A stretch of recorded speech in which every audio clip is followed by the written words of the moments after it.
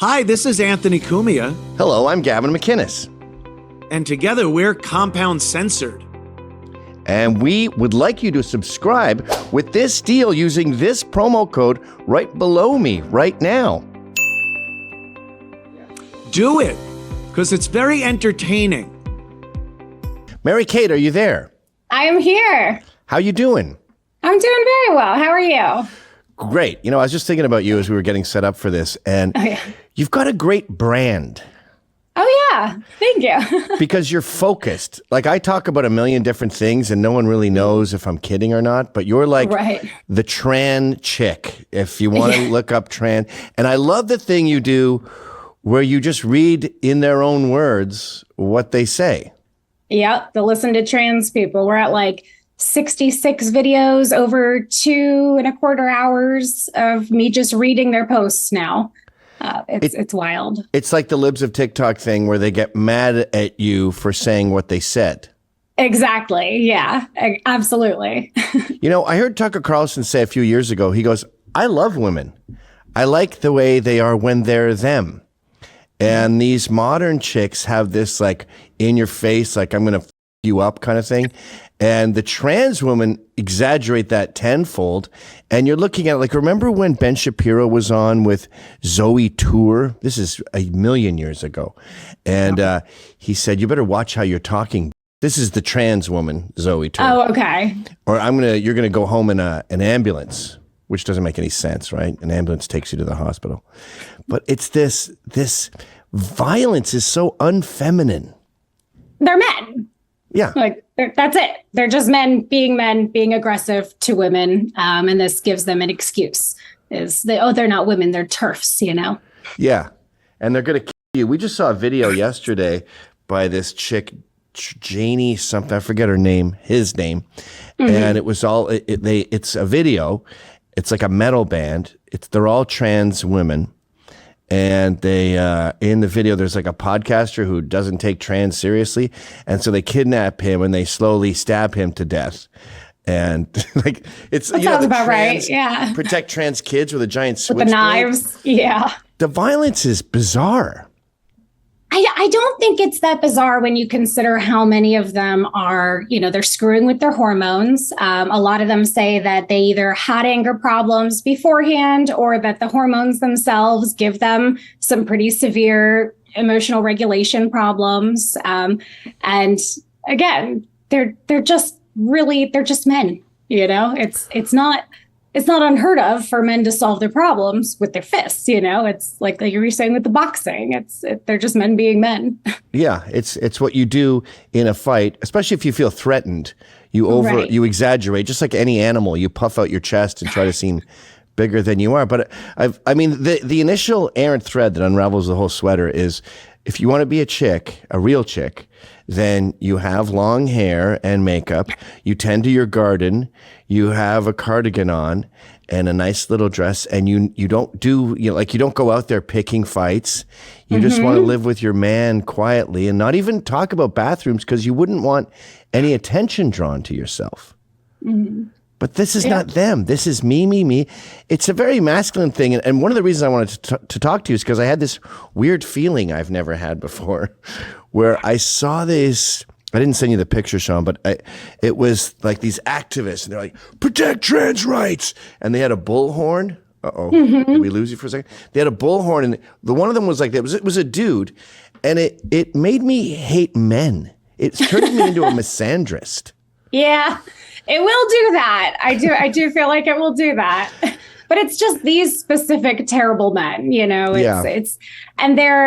it's kind of nice. They dress themselves up so we know, okay, at least we know these guys are red flags. We can't tell with all men, but like a poisonous we know frog. them. Yeah. Exactly. Yeah. And I feel like you see that with the colored hair in the liberal sphere fairly often. Yes. Just stay away, colored hair. Yeah. Well, I feel that way about the suffragettes too. When women started pushing for the vote, it just smells of dude. It smells of men going, you know what? Why don't you get out there? You should probably vote. You should get more politically active. And then some of them were like, really? Okay, I guess I'll get involved. It's a very male thing to want to like change society and fix an issue and change bathrooms. I mean, women are good. Women are more hunters and gatherers, small game, protect the cave. And men are more woolly mammoths, go out there and get the big game. And this trans thing reached a big game. Yeah. But women are raising the kids too, and that will change society. Absolutely. In the large scale. So I don't think it's inherently masculine to want to, especially with this particular issue, to, want to keep kids from getting their genitals cut off and things like that. I think everyone should want that. We should all want to protect the kids. It starts with your kids. Yeah, I guess it becomes law. Do you have kids? I do. Yeah, I have 2 girls. Is that what sort of inspired this? I mean, that's absolutely part of it, is I feel very protective of girls and women, just, being one myself, having daughters. But I think it's just so in your face what's wrong with it, and the absolute disconnect with society saying, oh, they're these poor, the male women are the most poor, vulnerable of all women. And then, I've been kind of researching them for over a year now, and it's just a fetish. Like, that's all that it is. Their top of voted posts are, how do I like a girl? I mean, it's 100% with the men fetish driven. And I know you've touched on this before, but I think the men and women transition for very different reasons. And so my focus is on exposing why these men are doing it, why they want to get in our bathrooms, why they want to watch little girls undress. And it's not something that I think any sane, reasonable person should want to promote or protect, or encourage them to infringe, on our spaces. And they're just kind of publicly, they say, oh, I get this gender euphoria. I get a euphoria when someone uses the pronouns for me, or, and I'm like, well, I'm not going to help off. Sorry. Well, that like Drag Queen Story Hour. Where are the drag kings? Where are the lesbians dressed as men, wearing a suit and a silly fake mustache and like a monocle or something? That's kind of weird, but that doesn't bother me. Right. But the Drag Queen Story Hour girls with their thigh-high boots and their ass and fake hanging out. That's what I meant with the cardigan in the garden. Like, you're not trying to be that. And I think, and you do great with this with your reading from them, it starts out like wearing women's panties as a sexual fetish, straight fetish, not gay. Right. And then you get into Silence of the Lambs type, where you like want to cut their off and wear them on your chest. Yeah. And now it's like your euphoria, or you want to go in there. So it's like a very, very exaggerated evolution of like sniffing panties in a dirty laundry.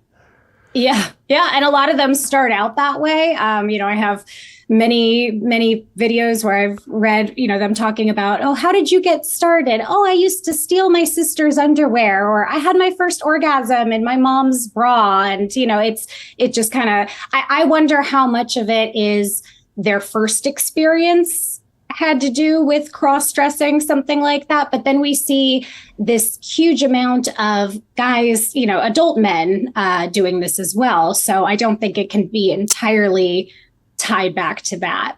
And isn't it funny how it's always instantly sexual? It's never like, well, I grew up reading Judy Blume. Right. And I loved Grease. And my then mom I would really never let me do the dishes. And I just really wanted to do the dishes. It wasn't fair. Yeah. I used to bake muffins in my, what do you call that little easy bake oven that they have? Yeah, the BPA oven. Yeah. Yeah, it's straight to sex. It's straight to. It is, yeah. You know what it might be, too? It might be an evolution of porn. Very much so, yeah. They have a very specific type of porn that they get into. It's called sissy porn, or forced feminization. And so it's, generally someone forcing a man to be feminine, and it's for the men very degrading for them to perform femininity. And so that's, I think a larger percentage than any of them will ever admit to get started through this sissy. Some of it is they use hypnosis in them, where they're saying you're going to be a girl and you're going to, they get really graphic with it. But they're always recommending it to each other. It's very, very prevalent in that community. It's so prevalent, though, that it can't just be mentally ill people. Like we've all been around, right? You think of like your high school, there's like 2 or 3 guys out of 1,500 dudes who are mentally ill and they have problems and they see a counselor and stuff. Now we have a third of young people saying they identify as non-binary. So I think it's possible it could corrupt innocent, normal dudes. And I think this is just a theory. But you start out with video games. You're playing 6 hours a day. I've seen these kids who play Fortnite. They'll play as the female because it's free, I think. And they go, there's less body mass, so I can get shot less than like a giant fat guy. Okay. That sounds like a stretch. But so you're a chick for like 6 hours in a row. And then the only thing you do outside of that is watch porn. Now, when I was young, porn was just like Penthouse and it was just a naked lady. Now, if you look at a page, it's all like stepbrother, brother walks in while, stepsister's doing the laundry. It's incest, basically legal incest. And then you keep going with that. And then the next thing you know, you're into like a high heel shoe stepping on some balls. Yep. And this evolution I'm talking about might be not natural, but like an inevitability. You know what I mean? Like, okay, you smoke weed all day, every day. I guess I'm calling weed a gateway drug here. And then you try Xanax and Percocet, and then you get so used to them that you need Adderall to get up. Right. And now you try out Oxys. Oxys are so expensive, you end up with heroin. Maybe this trans is like the heroin and it started with video games. It is. And when people say, oh, I'm coming out as trans, it's basically they're just admitting I have a severe porn addiction and I need to live it full time now. And I need you to participate in it because I can't, it's not good enough just doing this at home anymore. I need to go out and have it as constantly all day long. And they will talk about, oh, I never had gender dysphoria, which, we're told, they're just people with gender dysphoria. They have an illness and the only treatment is, prescription women's underwear. But, they'll say, I never had gender dysphoria. I just get when I wear women's clothing. And we're like, well, why are we catering to these people? Are there any legit ones? I mean, I've met Blair White a bunch. It seems cool. They seem cool.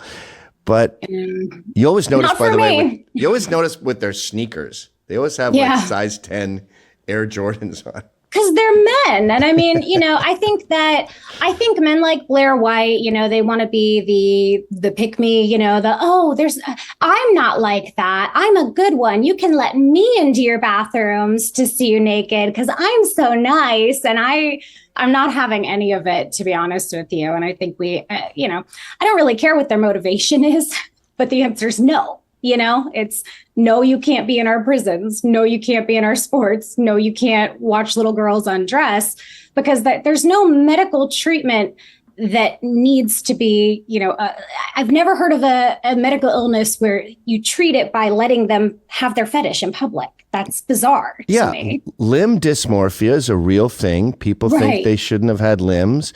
There was a woman I just saw, she wanted to be blind. She always felt like she should be blind. So she put like Drano in her eyes. It worked. Yeah, She's saw blind. that. Yeah. Yeah. And very similar reaction from her too that you see with the trans community where she says, my family hates me now. They won't speak to me. And there's a block where they cannot look critically at themselves, right? It's I'm being oppressed. There she is. Well, this is going to sound sexist, but sometimes women just shouldn't have too much power. Like you hear them talking about divorce and how I just decided I needed to be happy and I wanted to travel and the kids had moved out. And then they get divorced and they're like, what the f have I done? And this happens with trans constantly. They go, I got to cut these off or I have to take these hormones. And then they commit suicide. They have a higher rate than Jews in 1943 in Germany.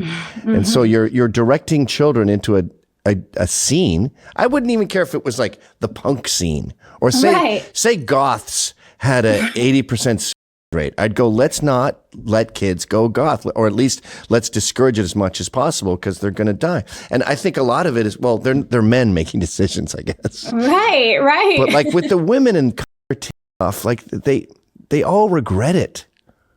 Yeah, I mean, I would think they do, even if they say that they don't. But you see again and again where they'll have the double mastectomy, and then, immediately afterward, when they're showing off their scars, they're like, but now I have dysphoria about the ratio between my chest and my hips. And, it's just the same kind of problem addiction, right? Like you see it with people who are addicted to plastic surgery in general, where they get their nose done and they say, oh, well, that's good. Well, but now I need my cheeks done. And, oh, I just can't stop thinking about, I need more lip filler. It's, they're never done.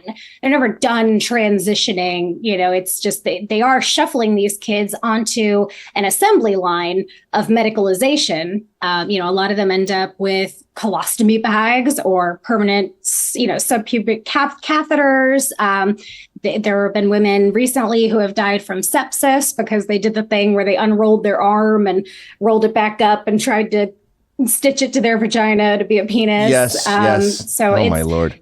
I don't know how they're getting away with saying this is life-saving care when, they have higher rates of after all of this too.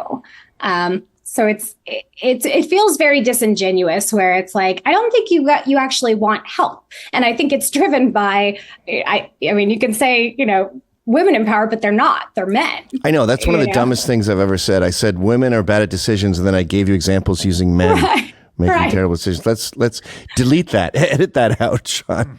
I'm just kidding. But well, there's two things going on at once here. There's the genuinely mentally ill people that we enable and say, yes, you can make these terrible decisions. And that's horrific and cruel, but that's a very small part of the population. I'm going to say like 2 to 5. But the worst part is these normal kids that we're saying, come on, literally get on the crazy train and let's do this horrific thing that they do to really severely mentally ill people. And let's cut your tits off or make a fake. And they always go, oh, they never do that. Okay, let's do it your way, critics. Let's just talk about the hormone blockers where you permanently make yourself infertile. And Lord knows what other things. The only experience we have with these drugs is chemical castration on pedophiles, where we didn't give a what the long-term effects were. I think we're going to find out in 20 years that hormone blockers led to cancer and all kinds of serious diseases. 100%. Yeah. And we're seeing already severe osteoporosis in young women who have had these treatments in their early 20s. If you look at their protests, you'll see a lot of them with canes and walkers, and they're not old, they're young. But when you mess with the bone growth and things like that with puberty blockers or wrong sex hormones, you absolutely are going to end up with developmental problems. Have you heard of Sandy Peggy? Yes. Sandy Peggy versus Dr. Theodore Upton. Yeah, I think that's one of the most interesting cases out of all of these. We were talking about it yesterday because it's not as simple as a lady like with lipstick and a wig walked into the changing room, which is already absurd, right? Right. But that's not the case. The case is she met him at work on the hospital floor with his receding hairline and his sweaty face with zero makeup or earrings. And that's Tim done up. But imagine that with its hair in a ponytail and the OR scrubs and the hat they wear and the surgical gloves. So for all intents and purposes, she saw a man at work. And then when he came into the change room, he still looked like that dude. So you're in, and I think it should be taught in law school, you're in this interesting conundrum now where women have to see a guy just like that must be your husband or whatever. So women are now being told, if you see that guy like at work or on the street, and then that guy shows up in your change room, you can't assume he's a male. Nope. So I gave you an ultimatum here legally. You either have to make women vulnerable to very male-looking men who walk into a change room. You have to interrogate them, I guess, first and ask them. And then they could be lying when they say they're girls. Or you concede that trans women don't belong in bathrooms And so you're damned if you do and damned if you don't. Right. And the it's not funny, but, one of the interesting things about this case is not that she did anything to him. It's that she wouldn't undress in the locker room until he left, or she would leave when he was in there. And that's his case for harassment is, you won't undress in front of me, which again, it's very predatory. Like, even men like Blair White who say, oh, I'm not a predator. As soon as a man walks into a female only space, he's crossing that boundary, right? He's being predatory, whether he recognizes that or not. Well, they get erections like the swimmer. Right. What was her name? William Thomas. Yeah. Yeah, he was getting crazy bones the whole time. And can you imagine a woman like you saying, some woman gets out of the change room when you show up and you're like, where the fuck are you going? Yeah. And she's like, I don't really feel like being here right now. Get the fuck back on that bench and start changing out of your bathing suit now. Right. It just wouldn't occur to you. You'd be like, that chick really hates me. Oh, well. Right. But also, he only cares because he knows he's not supposed to be in there. Yes. Mm-hmm. So if you enjoyed that clip, then subscribe to Compound Censored using this promo code.